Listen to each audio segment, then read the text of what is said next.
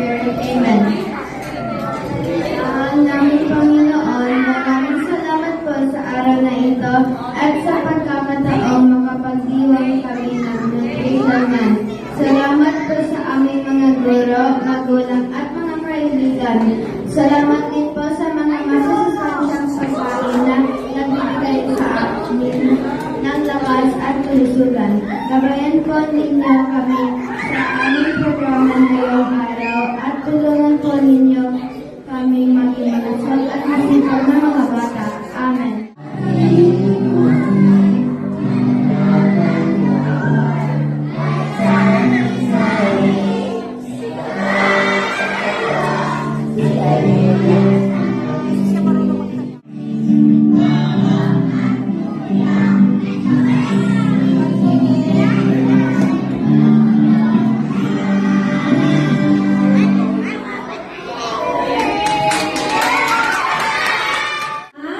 Lahat. So, lahat po ba nakatapos ng activity? Taas na po kami na nakatapos ng activity.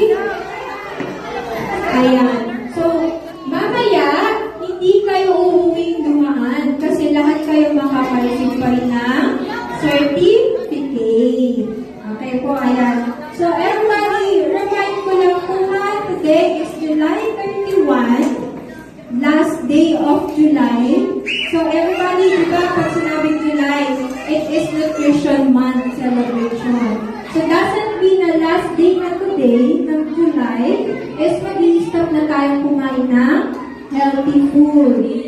Dapat po ay araw-araw. So, next week is start na ng August. Yes, buwan ng wika ng ating event.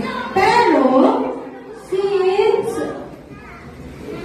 we are celebrating Nutrition Month celebration today, I am expecting everybody, every student, every learner to please continue eating healthy and nutritious foods. Okay po? So everybody, you listen to teachers later for the announcement of the winners.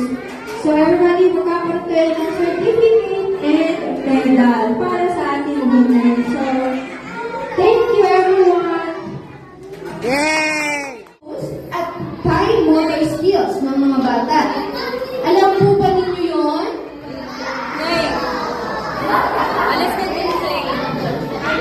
So, sa pamamagitan ng kanilang ikhang kulay, na ipapakita yung lagman.